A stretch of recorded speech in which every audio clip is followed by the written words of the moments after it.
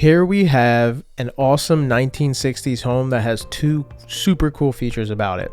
Number one is it's located on just under 3 acres of land, so it has a massive yard to it, and it has a creek in the back as well, which is an awesome touch. But number two is this home was actually built and then sold to its first and only owner at the time, who was a woman who lived in it from the 1960s all the way till 2025, where she passed. May she rest in peace.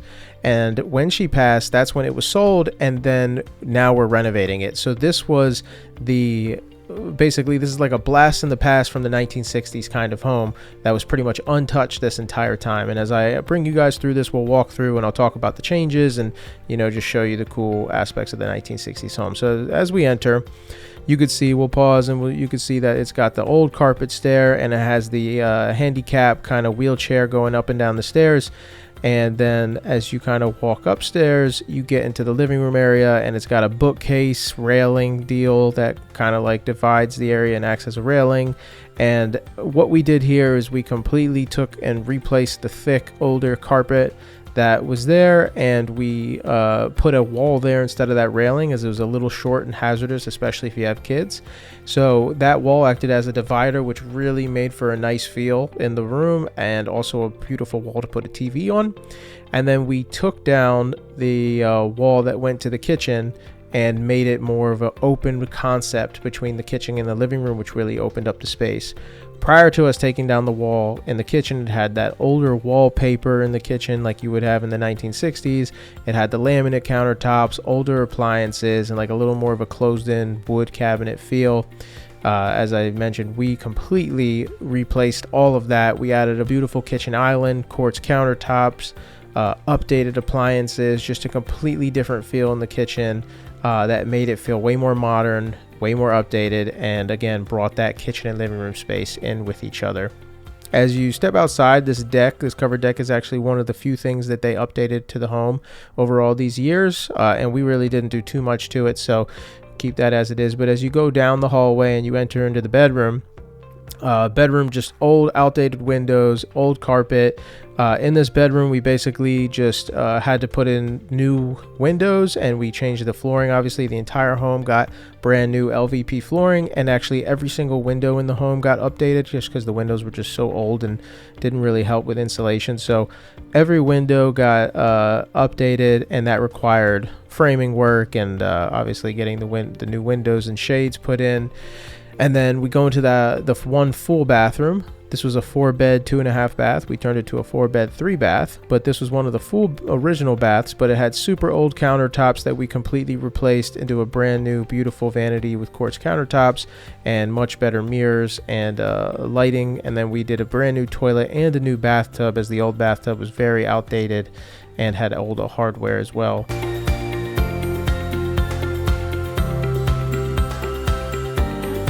And then as you go into the other bedrooms, again, just window replacement. It had old carpet, and it had weird color, so we painted everything white, like a nice creamy white.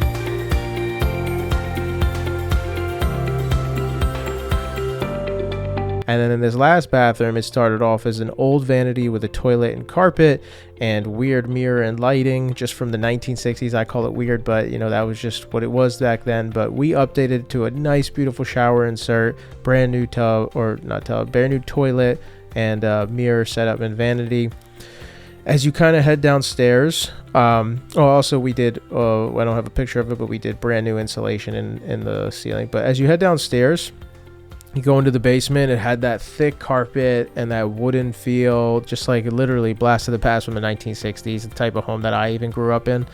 But we completely updated it to where, we did drywall down there in some of the areas, and we also completely painted it, and we put in that LVP on the floor. We also added in a cabinet and woodblock countertop down there just in the corner, just so if you're down there or you have somebody in that bedroom downstairs, they have a little bit of a easier time to maybe store some things, or you can have their own little like tiny kitchen down there. But if you go into the garage, it started with a bunch of really old cast iron piping, and the plumbing was completely leaking and bad, so we completely updated the plumbing system to PVC throughout the entire home. Needed a brand new, essentially everything.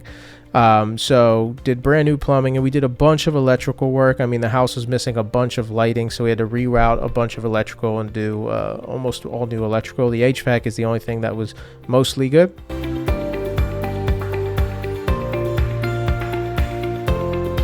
As you head into the bottom bathroom, we did a brand new vanity, brand new toilet, and a brand new shower insert. It was very outdated, and we did brand new washer and dryer. So that's kind of the gist of the home remodel. It basically needed an absolute full remodel, from flooring to kitchen to removing walls, putting in a beam, reframing and replacing all the windows.